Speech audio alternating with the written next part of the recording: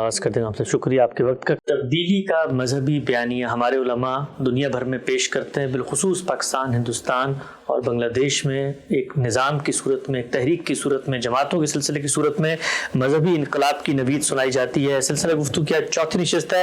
ہم نے غامدی صاحب سے جاننے کی کوشش کی کہ جو کچھ مذہبی لوگوں کے ہاں جذبات موجود ہیں، پہلے تو یہ سامنے آئے کہ وہ ہیں کیا، اور پھر ان جذبات کو کیسے چینلائز کیا جا سکتا ہے. جو مخاصمت نظر آتی ہے ریاست کے مابین اور مذہبی حلقوں کے مابین، اس کو کیسے ختم کیا جا سکتا ہے. ہم سب آغاز کرتے ہیں. گزشتہ نشست میں آپ نے ایک بہت ہی بڑی سٹیٹمنٹ دی اور پہلی دفعہ لوگوں نے لکھا کہ ہم نے سنی کہ آپ فرماتے ہیں کہ دینی لحاظ سے، مذہبی لحاظ سے، اسلامی لحاظ سے یہ جائز ہی نہیں ہے کہ آپ کوئی مذہبی جماعت تشکیل دیں. آپ کی جو سٹیٹمنٹ تھی، آپ نے بتایا تھا کہ اس کو نتیجے کے اعتبار سے دیکھیں، عقل کے اعتبار سے دیکھیں تب بھی غلط ہے، اور خود رسول اللہ صلی اللہ علیہ وسلم نے مسلمانوں کی ایک جماعت بنا دی ہے، اب کوئی جماعت نہیں بن سکتی. میں پوچھنا چاہتا ہوں، جب آپ یہ کہتے ہیں نہیں بن سکتی، اس کے پیچھے کوئی آیت ہے، کوئی حدیث ہے، کوئی صحابہ کا اثر ہے، اجماع امت ہے، جس کو ہم کہتے ہیں دینیاتی دلیل، وہ کیا ہے؟ اور اس کے ساتھ ساتھ سلسلہ گفتگو کو آگے بڑھاتے ہوئے ہم ان جماعتوں کا پورا کا پورا جو منشور ہے، تاکہ لوگوں کو یہ پتہ چل سکے کہ جب مذہبی جماعتیں کہتی ہیں کہ تبدیلی آنی چاہیے، تو تبدیلی کا خاکہ کیا ہے اور اس کے سیاسی، سماجی اور فکری اثرات کیا ہیں، وہ بھی غام صاحب کی خدمت میں رکھیں گے. پہلا سوال غام صاحب، کون سی نص ہے، کون سی آیت ہے اس میں لکھا ہوا ہے کہ مسلمان اسلام کے نام پر سیاسی جماعت یا مذہبی جماعت نہیں بنا سکتے؟ اللہ تعالیٰ نے یہ بات بہت وضاحت کے ساتھ قرآن مجید میں بیان کی ہے. میں نے اپنے دین کا نام اسلام رکھا ہے، اور یہ بتا دیجیے کہ ان الدین عند اللہ الاسلام، یہ نام پہلے دن سے اسلامی ہے. یہ نہ کسی شخص کے ساتھ وابستہ ہے، نہ کسی علاقے کے ساتھ وابستہ ہے، نہ تاریخ کے کسی واقعے یا حادثے کے ساتھ وابستہ ہے. اس کا مطلب ہے اللہ کے سامنے سرکندہ ہو جانا، سبمیشن. اسی بنیاد پر پھر سورہ حج کے آخر میں یہ بتایا ہے کہ تمہارے باپ ابراہیم نے تمہارا نام مسلمان رکھا تھا. مسلمان نام رکھ دیا گیا. اس مسلمان نام کے ساتھ ہماری شناخت قائم کر دی گئی. یہ تنہا مذہبی شناخت ہے جو اللہ تعالیٰ نے قائم کر دی. سوال یہ ہے کہ جب آپ مذہبی لحاظ سے اس کے اندر کوئی اور جماعت بنانے کی صحیح کریں گے تو یہ شناخت قائم کیسے رہے گی؟ یہ تو اللہ تعالیٰ کی طرف سے مقرر کردہ شناخت ہے. یعنی میری مذہبی شناخت ایک ہی ہے، وہ یہ کہ میں مسلمان ہوں. یہ جو فرمایا کہ ہوا سماکم المسلمین، تو اس کا کیا مطلب ہے؟ میری ماں نے میرا نام رکھ دیا ہے، اب یا تو میں اس نام کو تبدیل کروں گا یا اس نام کے ساتھ ہی ہوں. اس کے اندر میں 10 اور نام داخل کر کے اپنی 10 شناختیں اگر پیدا کروں گا تو کیا یہ قبول کر لیا جائے گا؟ تو یہ شناخت جو ہماری اللہ تعالیٰ نے قائم کر دی ہے، اس کو میں نے ایک مرتبہ ان الفاظ میں آپ کو یاد ہوگا واضح کیا تھا کئی برس پہلے، کہ جب کوئی آدمی مجھ سے پوچھے گا کہ تمہاری مذہبی شناخت کیا ہے، تو اس کے کوئی 2 جواب نہیں ہو سکتے، ایک ہی جواب ہوگا، وہ مسلمان ہے. اسی مسلمانوں کی جماعت کو اللہ تعالیٰ نے حزب اللہ کہا ہے قرآن مجید میں، اور اس کے مقابل میں جو کچھ بھی ہے اس کو حزب الشیطان قرار دے دیا. تو یہ جو صورتحال ہے قرآن مجید میں ہماری مذہبی شناخت کے بارے میں، اس کا لازمی نتیجہ ہے کہ پھر کوئی اور مذہبی شناخت قائم نہ کی جائے. دوسرے مقاصد کے لیے آپ کام کریں. مثال کے طور پر آپ سیاسی مقصد رکھتے ہیں، آپ کو اس کا حق دیا گیا ہے کسی ملک میں، یہ حق آپ نے حاصل کر لیا ہے کہ آپ سیاسی جدوجہد کریں، تو 10 سیاسی جماعتیں بنائیں. ان میں آپ کی کوئی مذہبی شناخت تقسیم نہیں ہو رہی ہوتی، یا اس کو کوئی نیا نام نہیں مل رہا ہوتا، بلکہ آپ مسلمان کی حیثیت سے جو اپنی وطنی شناخت رکھتے ہیں، جو اپنی حزبی شناخت رکھتے ہیں، جو اپنی برادری کی شناخت رکھتے ہیں، یہ سب جائز شناختیں ہیں. انہی میں ایک آپ کی سیاسی شناخت بھی وجود میں آ جاتی ہے. اسی لیے جب یہ بحث ہمارے یہاں ہوئی ضیاء الحق صاحب کے زمانے میں کہ کیا سیاسی جماعتیں بنائی جا سکتی ہیں، میں نے اصرار سے کہا کہ نہ صرف یہ کہ بنائی جا سکتی ہیں، بلکہ سیاسی جماعتوں ہی پر جمہوری نظام کا انحصار ہے. اگر سیاسی جماعتیں نہیں ہوں گی اور ان کی صحیح طریقے سے تنظیم نہیں ہوگی تو جمہوریت بھی خواب ہو جائے گی۔ اس وقت بہت سے اہل علم تھے جن میں میرے بہت ہی قابل احترام بزرگ مولانا وسیم اظہر صاحب ندوی سرخیل کی حیثیت رکھتے تھے، اور وہ مولانا ظفر احمد انصاری صاحب کی قیادت میں اس کی صحیح کر رہے تھے کہ سیاسی جماعتوں کا وجود کالعدم کر دیا جائے۔ تو میں نے ان سے بہت سخت اختلاف کیا، انہوں نے اس موضوع پر مقالات بھی لکھے، لیکن مجھے اصرار رہا کہ نہیں، سیاسی شناخت پر کوئی پابندی عائد نہیں کی جا سکتی۔ سیاسی شناخت ایک جائز شناخت ہے، ایسے ہی جیسے برادری کی شناخت ہے، ایسے ہی جیسے آپ کاروباری تنظیمیں بنا لیتے ہیں، ایسے ہی جیسے آپ ٹریڈ یونین کا ایک نظم قائم کر لیتے ہیں، یہ سب بالکل جائز شناختیں ہیں۔ لیکن میری مذہبی شناخت طے ہے، وہ مسلمان ہے۔ تو جب آپ کوئی جماعت قائم کریں گے، اس کا ایک نظم قائم کریں گے، اس کا کوئی سربراہ بنائیں گے، تو میری ایک نئی مذہبی شناخت وجود میں آئے گی۔ یہ کیسے ہو سکتا ہے کہ خدا کہے کہ ہوا سمکم المسلمین تو میں اپنی کسی دوسری شناخت کے ساتھ اپنا تعارف کرا دوں؟ تو اس لیے مذہبی شناخت کوئی اور قائم کی نہیں جا سکتی، یہ تو مذہبی یا دینی استدلال ہے۔ اب ذرا دوسرے پہلو سے دیکھیے، ہمیں اس بات سے سختی کے ساتھ روکا گیا ہے کہ اگر تم مسلمانوں کے اندر تفرقہ پیدا کرو گے تو یہ در حقیقت شرک کے قریب لے جائے گا۔ قرآن مجید میں کہا گیا ہے، بلکہ جہاں دین پر قائم رہنے کی تلقین کی گئی ہے وہاں خود دین کے بارے میں بھی یہ کہا گیا ہے کہ ان اقیموا الدین ولا تتفرقوا فیہ۔ تو سوال یہ ہے کہ مذہبی شناخت کا تعدد تفرقہ نہیں تو پھر اور تفرقہ ہے کیا؟ اور کس چیز کو کہتے ہیں تفرقہ؟ یعنی میں جب اپنی مذہبی شناخت کو الگ کرتا ہوں، یہ مسلمان ہیں، دنیا میں 1.5-2 ارب کی تعداد میں اس وقت موجود ہیں، ان کی شناخت کیا ہے؟ ان کی شناخت یہ ہے کہ یہ مسلمان ہیں، ان کی شناخت یہ ہے کہ ان کا دین اسلام ہے، ان کی شناخت یہ ہے کہ اسلام کی ہدایت انہوں نے آخری مرتبہ جس ہستی سے حاصل کی ہے وہ محمد الرسول اللہ صلی اللہ علیہ وسلم ہے۔ ان کی شناخت یہ ہے کہ یہ اس شہادت کے ساتھ دنیا میں کھڑے ہیں کہ اللہ کے سوا کوئی الہ نہیں ہے اور محمد صلی اللہ علیہ وسلم اللہ کے رسول ہیں۔ ان کی مذہبی شناخت کا اظہار 5 وقت مسجد سے کیا جاتا ہے اور اس میں یہی شہادت دی جاتی ہے۔ اس شناخت کے اندر میری کوئی دوسری شناخت مذہبی لحاظ سے اگر ہوگی اور میں مثال کے طور پر اس شناخت کا سربراہ ہوں تو کیا میں رسول اللہ کے مقابل میں اپنی ایک شناخت قائم کر رہا ہوں؟ تو میرے لیے شناخت بھی طے ہے، میرے لیے نام بھی طے ہے اور میرے لیے رہنما بھی طے ہے۔ تو اس لیے یہاں تو کوئی سوال ہی نہیں ہے۔ باقی جو مقاصد ہیں، آپ نے تعلیم دینی ہے، آپ نے تربیت کرنی ہے، ادارے بنائیے، جتنے بنا سکتے ہیں، اسکول کھولیے، کالج بنائیے، یونیورسٹیاں بنائیے، خانقاہیں بنائیے۔ اسی طرح سے آپ سیاسی جدوجہد کرنا چاہتے ہیں تو سیاسی جماعتیں بنائیے اور جدوجہد کیجیے، اپنا منشور پیش کریں، اپنا سیاسی جماعت کا نظم جیسے قائم کیا جاتا ہے وہ نظم قائم کریں۔ یہ بات کہ جس طرح رسول اللہ صلی اللہ علیہ وسلم نے آ کر ایک جماعت بنا ڈالی اور اپنے اوپر ایمان لانے والوں کو اپنے منکرین سے الگ کر دیا، یہ کیسے ہو سکتا ہے کہ کوئی اور آدمی بھی اب یہ کرے اور اس چیز کو گوارا کر لیا جائے؟ یہ نہیں ہو سکتا۔ یہاں پر اس سے بھی خلط ملط نہ کیجیے گا۔ جو دین کو سمجھنے مدرسہ ہے فکر بن جاتے ہیں، مدرسہ ہے فکر کوئی جماعت نہیں ہوتے، وہ کوئی فرقہ بھی نہیں ہوتے۔ مدرسہ فکر کا مطلب یہ ہے کہ ایک صاحب علم نے دین کو سمجھا ہے، پھر دوسرے نے سمجھا، پھر تیسرے نے سمجھا، تو فی الجملہ اتفاق ہو گیا۔ مدارس فکر کا تعلق عامت الناس سے نہیں ہوتا، نہ ان کا یہ کام ہے کہ وہ مدارس فکر کی بنیاد پر اپنی شناخت پیدا کریں۔ یہ علماء کے مدارس فکر ہوتے ہیں، جیسے سائنس میں ہے، جیسے فلسفے میں ہے، جیسے دوسری چیزوں میں ہے۔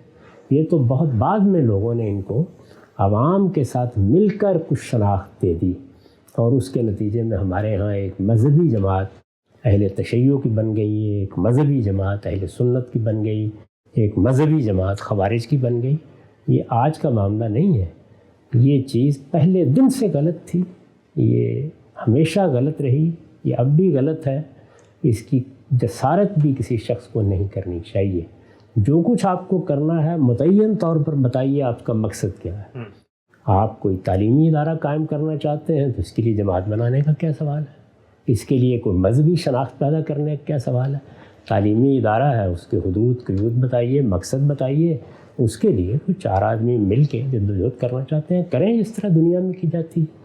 آپ کے پیش نظر کوئی سیاسی تبدیلی ہے، کوئی ممنوع چیز نہیں ہے، سیاسی جماعت بنائیے، اس کا نام بھی رکھیے، اس سیاسی جماعت کا منشور بنائیے، جدوجہد کرنا چاہتے ہیں کیجیے، یہ سب چیزیں جائز ہیں۔ مذہبی شناخت میری آپ کی ان 1.5 ارب پونے 2 ارب مسلمانوں کی طے ہو چکی ہے، وہ ایک ہی ہے اور وہ مسلمان ہے۔ ٹھیک، اچھا ہم صاحب آپ نے جو بات فرمائی اس کے بعد آپ نے پوچھا کہ متعین طور پہ بتائیے، متعین طور پہ بھی میں آپ کے سامنے رکھوں گا، لیکن ایک عقلی اشکال آپ کے اس پورے گفتگو کے اوپر میں رکھتا ہوں، یہ کیسے لازم آتا ہے کہ جب میں اپنی ایک شناخت، اصل شناخت، بنیادی شناخت جس کا آپ نے بتایا رسول اللہ نے مقرر کر دی اسلام ہے، اس کے بعد دینی حیثیت سے کوئی شناخت متعین کرتا ہوں تو آپس میں متضاد کیسے ہو جاتی ہے؟ مثلا میں آپ سے پوچھتا ہوں جی آپ کا تعلق کہاں سے ہے، تو آپ کہتے ہیں میں پاکستانی ہوں، اور اس کے بعد پوچھتا ہوں پاکستان میں کہاں سے، آپ کہتے ہیں لاہور میں کہاں سے، آپ کہتے ہیں جی سی یونیورسٹی میں پڑھا ہوں تو میں راوین بھی ہوں۔ تو اب پاکستانی ہونا اور راوین ہونا ان دونوں میں کوئی تضاد تو نہیں ہے؟ تو میری شناخت محمد رسول اللہ نے مسلمان رکھی ہے، اس حیثیت سے میں مسلمان ہوں، اور میں شبان المسلمین کا، تنظیم اسلامی کا، جماعت اسلامی کا، جماعت المسلمین کا ممبر بھی ہوں، تو ان دونوں میں آپس میں تضاد کہاں پہ آتا ہے؟ یہ تو پہلے ایک اصولی اسٹیٹمنٹ تھی میں پاکستانی ہوں، پھر آپ نے بتایا لاہور کی مغل پورہ کی فلاں گلی میں رہتا ہوں، تو یہ تو اس کی تفصیل سامنے آ گئی۔ لاہور میں ایک شہر کی حیثیت سے آپ کی شناخت بنی، آپ کا گاؤں تھا تو اس گاؤں کے باسی کی حیثیت سے آپ کی شناخت بنی۔ اگر آپ پاکستان کے رہنے والے ہیں تو یہ بھی آپ کی ایک شناخت ہے، ان میں تو کوئی تضاد نہیں ہے، لیکن مذہبی شناخت دوسری آپ کو بنانے کی ضرورت کیسے پیش آ گئی؟ وہاں تو بنی نہیں ہے، بنائی جا رہی۔ یہ ساری شناختیں تو آپ کے ساتھ آپ کی پیدائش کے وقت سے وابستہ ہو گئی ہیں، یہ جو آپ بنانے جا رہے ہیں اس کی ضرورت وہ پیش آئی۔ مذہب قبول کیا جاتا ہے یا رد کیا جاتا ہے؟ وہ آپ قبول کر چکے، اسلام آپ کا مذہب ہے، محمد الرسول اللہ آپ کے رہنما ہیں، یہ تو آپ مان چکے۔ اب آپ مذہبی، پھر میں عرض کروں مذہبی، یہ جو آپ جماعتوں کے نام لے رہے ہیں یہ اصلاً سیاسی جماعتیں ہیں، یہ اپنی روح میں سیاسی جماعتیں ہیں۔ میں یہ عرض کر رہا ہوں کہ مذہبی شناخت کو الگ کرنے کی کوئی وجہ نہیں ہے، یہ بھی اس بات کا ادراک کریں اور اپنی جماعتوں اور تنظیموں کو نام بھی ایسے دیں جو ان کی سیاسی حیثیت کو یا سیاسی جدوجہد کو واضح کریں۔ سیاسی جدوجہد کرنے کو آپ جائز قرار دیں گے نا۔ اب آپ دیکھیے، آپ نے یہ بات کی کہ جو آپ کی پیدائشی شناختیں ہیں وہ تو زیر بحث نہیں ہیں، جہاں شناخت آپ کے ارادہ و اختیار پر مبنی ہے تو وہاں آپ کی ہر شناخت اور ہر اقدام کے اوپر گفتگو کی جائے گی کہ وہ جائز ہے یا ناجائز ہے۔ ڈاکو مل کے اگر اپنی ایک تنظیم بنائیں گے تو کہا جائے گا کہ یہ شناخت نہیں پیدا کی جا سکتی۔ تو اسی طرح کا معاملہ اخلاقی اصولوں پر ہے، مذہب کے معاملے میں یہی چیز ہے۔ طے ہو گیا نا کہ نبوت ختم ہو گئی ہے، اب کسی اور ہستی سے وابستہ ہو کر کوئی شناخت مذہبی لحاظ سے قائم ہی نہیں کی جا سکتی۔ پیغمبر ہی آئے گا، وہ آ کے اپنی شناخت قائم کرتے ہیں، اس کو حق ہے، اس لیے کہ وہ خدا کی طرف سے مبعوث ہوتا ہے۔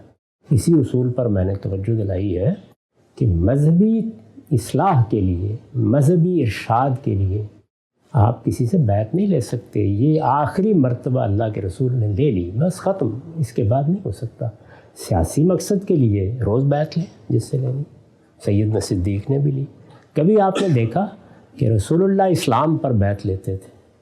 بارہا لی، خود اس بیعت کا ذکر سورہ ممتحنہ میں ہوا ہے۔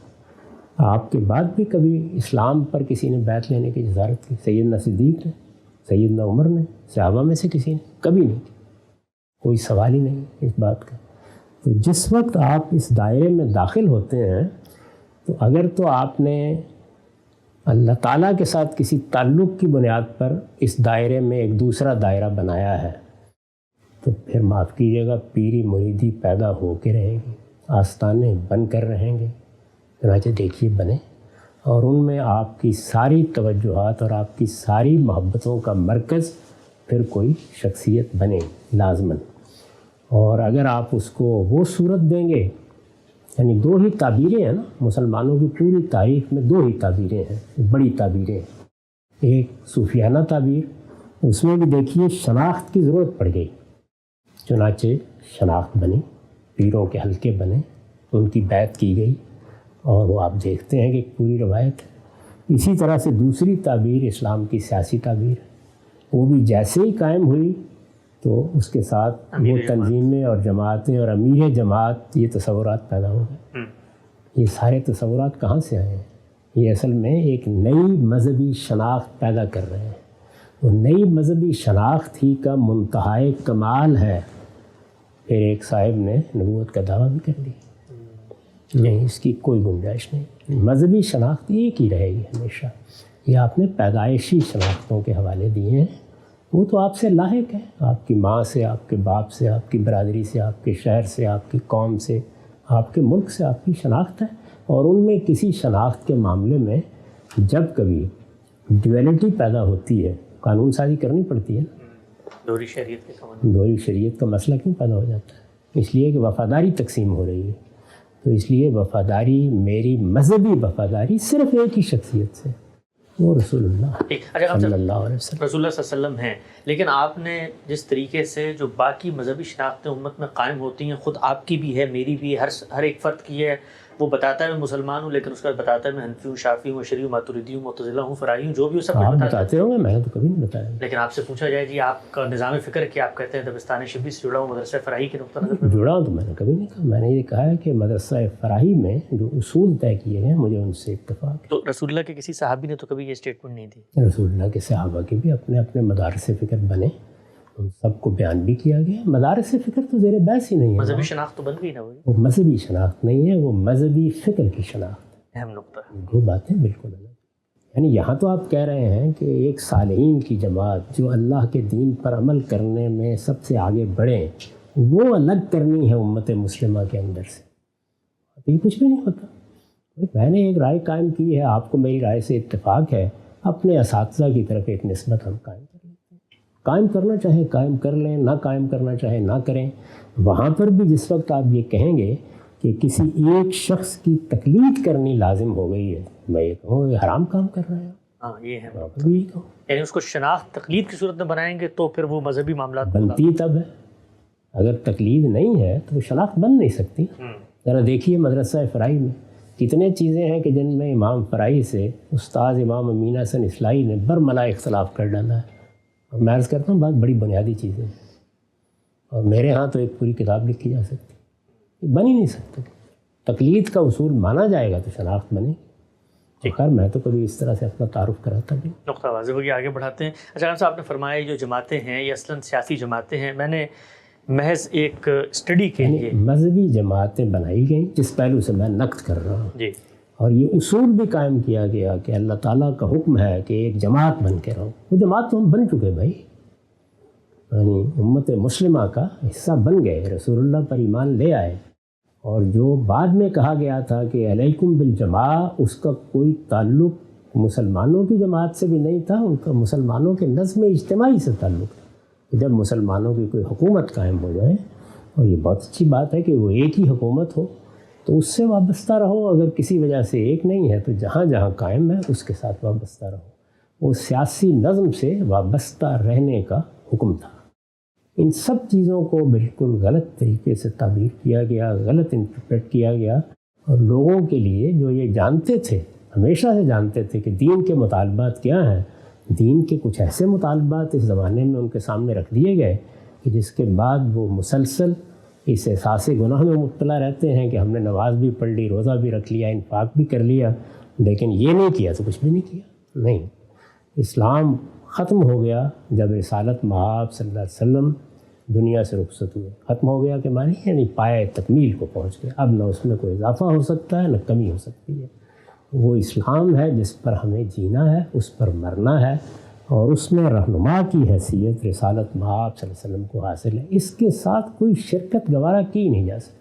ٹھیک، نقطہ واضح ہو گیا، آگے بڑھاتے ہیں سلسلہ گفتگو کو۔ اچھا خان صاحب، یہ جو پورا کا پورا مذہبی تبدیلی کا ایک نیریٹو بیانیہ پیش کیا جاتا ہے، اس کی عملی تصویر کیا ہے؟ یہ کن مقدمات پہ کھڑا ہوتا ہے دینی لحاظ سے؟ اس پر آپ کا کیا نقطہ نظر ہے؟ اور دنیا کے جو عملی زمان و مکان کے تقاضے ہیں اس پر آپ کیا کہتے ہیں؟ میں نے اس کے لیے انتخاب کیا تنظیم اسلامی کے منشور اور دستور کا، اور میں چاہتا ہوں ایک ایک کر کے اس کو جز جز میں آپ کے سامنے رکھوں اور سمجھنے کی کوشش کروں کہ مذہبی طبقہ چاہتا کیا ہے، اور پھر آپ اس پہ کیا کہتے ہیں۔ آغاز اس کا اس بات سے ہوتا ہے کہ تنظیم اسلامی نہ کوئی سیاسی جماعت ہے، نہ مذہبی فرقہ ہے، بلکہ ایک اسلامی انقلابی جماعت ہے جو اولاً پاکستان اور بالآخر پورے کرۂ ارض پر دین حق یعنی اسلام کے کامل نظام عدل و قسط کو غالب کرنا چاہتی ہے، جس سے سماجی، معاشی اور سیاسی سطح پر انقلابی تبدیلیاں رونما ہوں۔ اب یہ جو دعویٰ کیا جا رہا ہے وہ تو خود نفی کر رہے ہیں، ہم تو سیاسی جماعت ہے ہی نہیں۔ جی ہاں، اس دعوے پر پھر سوال کروں گا میں کہ یہ جو کہا جا رہا ہے کہ یہ ایک اسلامی انقلابی جماعت ہے، جی، رسول اللہ نے جو جماعت قائم کی جس کو امت مسلمہ کہتے ہیں، وہ اسلامی انقلابی جماعت ہے یا نہیں؟ ان حضرات کا کیا جواب ہے؟ اگر ان کا جواب یہ ہے جی، کہ نئی قائم کرنے کی ضرورت کیوں پیش آ گئی؟ تو بہت اہم نقطہ۔ پہلے ہی سے قائم، سیدھی بات کیجئے کہ آپ ایک سیاسی تبدیلی لانا چاہتے ہیں، اس کے لیے سیاسی جماعت بنائی جاتی ہے، مذہبی جماعت نہیں بنائی جاتی۔ مذہبی جماعت جو کچھ بھی ہے، یعنی میں تو انقلابی کا لفظ کبھی استعمال نہیں کروں گا، لیکن جو لوگ کر رہے ہیں وہ پھر پہلے اپنا اور محمد الرسول اللہ کی بنائی ہوئی جماعت کا فرق واضح کر دیں۔ وہ موجود ہے، وہ غائب نہیں ہو گئی کہیں۔ نہ رسالت مآب صلی اللہ علیہ وسلم کی شخصیت تاریخ کے دھندلکوں میں گم ہوئی ہے، نہ آپ کی لائی ہوئی ہدایت کہیں ختم ہوئی ہے، نہ آپ کے ساتھ وابستگی کا ادنا درجے میں کوئی تردد پیدا ہوا ہے۔ میں آج بھی اللہ کے پیغمبر کے ساتھ وابستہ ہوں، 5 وقت اللہ کی بارگاہ میں حاضر ہوتا ہوں، اور مجھے جب آواز دی جاتی ہے، بلایا جاتا ہے اس جماعت کی ذمہ داریوں کے لیے، تو اذان کے الفاظ پر غور کر لیجیے، اسی طرح بلایا جاتا ہے۔ تو اب آپ ایک نئی دعوت کیسے دے سکتے ہیں مجھے؟ وہ دعوت تو موجود ہے، میں اس پر لبیک کہہ چکا، میں اس کو مان چکا۔ وہ انقلابی ہے تو وہ انقلابی ہے، وہ اسلامی ہے تو وہ اسلامی ہے، وہ اللہ کی جماعت ہے تو وہ اللہ کی جماعت ہے۔ آپ کیسے یہ کہہ سکتے ہیں؟ آپ کو تو یہ بتانا ہے کہ اس وقت دنیا میں مسلمانوں کے ہاں، غیر مسلموں کے ہاں آپ کیا کام کرنے جا رہے ہیں، اس کام کے لحاظ سے آپ اپنا نام رکھیے اور اس کام کے لحاظ سے اپنا کوئی نظم قائم کریں۔ تو میں نے عرض کیا نا کہ سیاسی کام کرنا یا سیاسی تبدیلی جدوجہد کرنا ایک جائز عمل ہے، اس کے لیے سیاسی جماعت بنائیں۔ سیدھا کہیں کہ ہم نے ایک سیاسی جماعت بنائی ہے، تو یہ آپ نے یہ کیسے کہا کہ یہ کوئی سیاسی جماعت نہیں ہے؟